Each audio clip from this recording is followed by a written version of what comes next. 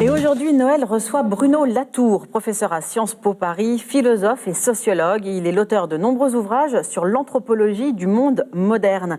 L'ouvrage qu'il vient présenter aujourd'hui, Où atterrir, comment s'orienter en politique, nous invite à repenser l'échiquier politique et à réorienter les clivages. Plus que ça, c'est toute l'épistémologie des sciences sociales, physiques et naturelles qu'il propose de refonder. Bruno Latour, bonsoir. Merci d'avoir répondu à notre invitation. Vous avez écrit de nombreux ouvrages sur la philosophie des sciences et sur l'anthropologie, comme cela a été dit par Aude Russigneux il y a quelques instants. Parmi vos principaux ouvrages, on peut citer Face à Gaïa et Politique de la nature. Le livre Où atterrir est un livre très politique. Alors, vous commencez par le refus de Donald Trump d'appliquer les prescriptions de la COP21, c'est-à-dire de se couper d'une certaine manière du monde, et vous l'analysez comme le symbole de ce que les classes dirigeantes, depuis finalement les années 80, veulent se retirer du monde. Oui, moi j'aime assez Trump, parce que Trump a clarifié quand même pas mal la situation en se rejetant, disons, et c'est d'ailleurs la seule chose cohérente de la politique de Trump, c'est le déni de la situation climatique. Et donc ça m'intéresse parce que ça veut dire que quand il travaille, quand il a une politique, il montre que la question climatique, ce que j'appelle le nouveau régime climatique, est centrale pour définir la politique. Et jusqu'ici, aucun chef d'État n'aurait osé sortir de la question. Lui, il a dit clairement, ce qui se passe aux États-Unis, ce qui se passe aux États-Unis est différent de ce qui se passe ailleurs. Nous n'avons pas de crise écologique, on n'a pas de crise climatique. Le problème concerne, disons, les autres pays. Donc il a mis la géopolitique, il a donné un sens nouveau à la géopolitique. Alors définissez-nous ce que vous appelez le nouveau régime climatique, qui était d'ailleurs déjà présent dans votre livre Face à Gaïa. Il y a plusieurs composantes de ce nouveau régime climatique, je pense en particulier aux inégalités extrêmes et à la dérégulation. Oui, j'essaie évidemment, j'ai aucune hypothèse, je n'ai pas de preuve de mon hypothèse, mais disons, j'essaie de mettre en face l'accroissement des inégalités, disons, dans les années qui commencent vraiment au niveau des années 80. Ensuite, évidemment, massivement, la dérégulation. Et à partir des années 2000, disons, l'extension foudroyante, y compris d'ailleurs en France, mais manifestement beaucoup plus encore aux États-Unis, du déni de la situation climatique.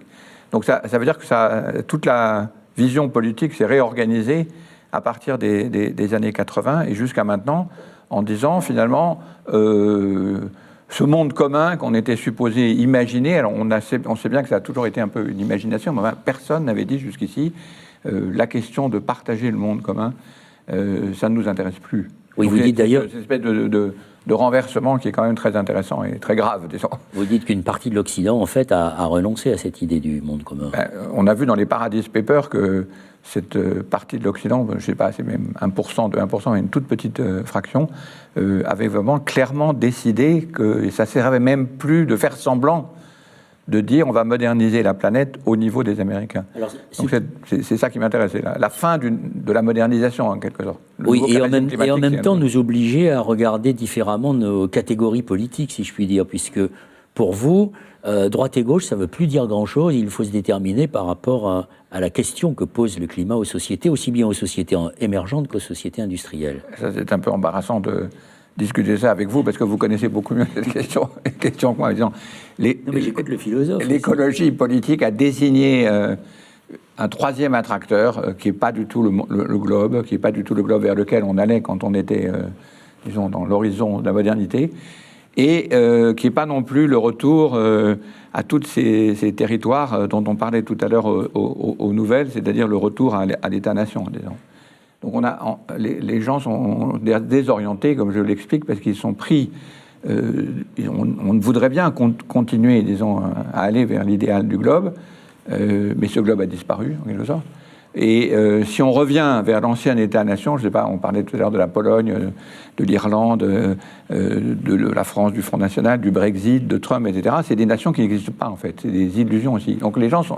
c'est un peu embêtant, ils sont pris entre deux illusions. Parce qu'ils voient bien qu'il n'y a pas d'avenir. En tout cas, ils voient bien que cet avenir commun n'existe plus. Donc ils se rétractent. Ils regardent... ils sont un peu embêtés d'avoir été trahis. Ils ont été abandonnés par les globalisateurs, disons. Parce que quand on lit les Paradise Papers, on voit bien que c'est pas pour les 9 milliards de gens. C'est pour très peu de gens. Un certain nombre, oui. Donc déchus et trahis, ils se remettent dans une situation de retour, disons, à l'État-nation qui est lui-même une illusion, ils sont perdus. Pendant ce temps-là, il y a un troisième terme, ce que j'appelle le terrestre, qui effectivement réoriente la politique, mais depuis longtemps. Après tout, l'écologie politique a toujours désigné ce lieu, mais je suis navré de le dire devant vous, mais l'écologie politique n'a pas eu le même recours aux luttes de masse, disons, qui ont été caractéristiques de la question sociale. Oui, ce qui est très intéressant dans votre livre, c'est deux choses. La première, c'est que vous liez, comme d'autres le font maintenant, la question écologique à la question sociale. Vous dites même que ça ne pourra pas se faire s'il n'y a pas une alliance avec ce qu'on appelait jusqu'à maintenant la classe ouvrière. Mais en même temps, cette classe ouvrière, elle a changé de sens. On le disait tout à l'heure à propos de l'analyse économique. Donc la difficulté maintenant, c'est de redéfinir ce que j'appelle les classes géosociales. C'est toujours une lutte de classes, mais c'est des classes qu'il faut appeler géosociales. C'est-à-dire à la fois, et vous avez vous-même milité pour ça il y a bien longtemps, c'est-à-dire des classes où on ne puisse plus dire, comme on continue à le dire, il faut choisir entre l'économie et l'écologie, le développement et l'écologie, parce qu'on parle du même territoire. Jusqu'à Trump, il faut reconnaître que ce n'était pas clair, que c'est une question de territoire, que c'est une question de géopolitique, que c'est une question d'occupation du sol.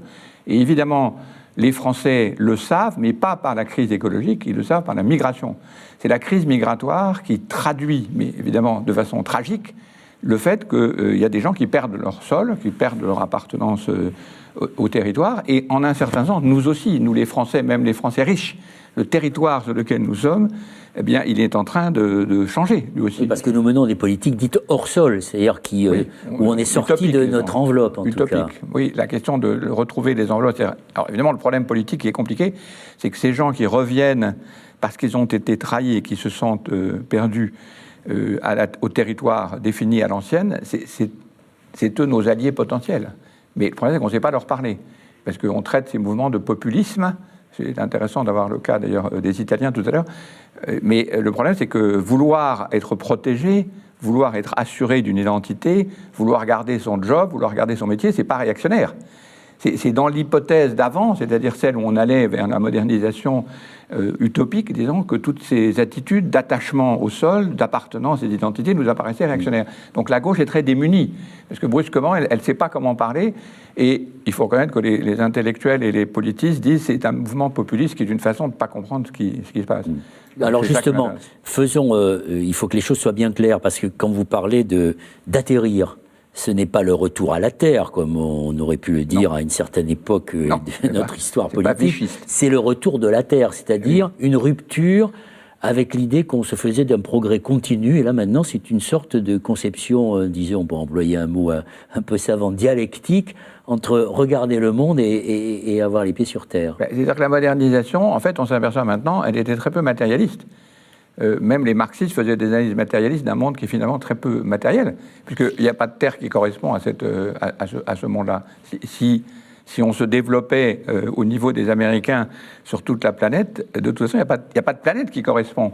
Donc brusquement, et c'est ça la désorientation, c'est que si vous êtes matérialiste, si vous êtes pour l'économie libérale, etc., aussi bien que si vous êtes de gauche ou d'extrême gauche, le problème est commun. Il n'y a pas de terre qui correspond à ça. C'est ça l'utopie, ça c'est pas être réaliste en fait. Non, justement, et brusquement, tout le monde se dit, ah oui, mais alors à ce moment-là, donc là il y a plusieurs positions. La position du 1%, c'est de dire, bon ben on se tire, et il y a des gens qui se tirent effectivement dans des espèces de gated community.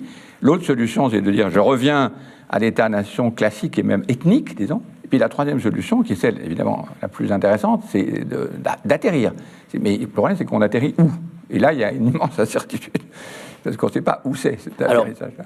Pour terminer notre entretien, c'est la conclusion d'ailleurs de votre livre, vous voyez comme une des solutions l'Europe. L'Europe qui aujourd'hui, vous dites que cette Europe, elle peut nous donner une chance, puisqu'elle n'est plus protégée par les Américains, qu'elle a encore finalement des terres au sens matériel du terme, et qu'elle peut être une manière pour nous de réparer les dégâts. Elle a plein de défauts, mais elle a l'avantage de ne pas être une nation, et en même temps d'être l'intersection d'une multitude d'intérêts et de pays, de paysages aussi, de villes totalement différentes. Donc il y a quelque chose qui se joue en Europe qu'on comprend très mal quand on parle de l'Europe simplement comme Bruxelles, et le machin, disons, institutionnel, mais c'est aussi un territoire. Et c'est un territoire où les questions de société, les questions d'État-providence, les questions d'industrie et d'innovation et les questions d'agriculture n'ont pas été complètement saccagées. Même si la raison pour laquelle c'est pas saccagé, c'est parce qu'on en a saccagé chez les autres. C'est le problème postcolonial, évidemment, qui revient. Et de nouveau, la question de l'immigration et la question du racisme devient centrale. Donc il se passe quelque chose en Europe que je trouve que la gauche a très mal ressenti. Disons, l'Europe, c'est l'équivalent, j'ose à peine le dire, de ce qu'a été le sentiment de la patrie, disons. Il y a une patrie européenne, en quelque sorte, ou une matrie, je ne sais pas comment dire, une fratrie, je ne sais pas quel est le mot exact. Et c'est cette présence-là qu'il faut chérir et protéger, parce que c'est le seul espace, disons, qui échappe, du point de vue écologique aussi, qui est à la bonne taille. C'est à la bonne taille, en même temps, ce n'est pas l'État-nation. Donc je trouve que la question européenne doit redevenir centrale pour la définition de la gauche. Merci Bruno Latour d'avoir répondu à nos questions.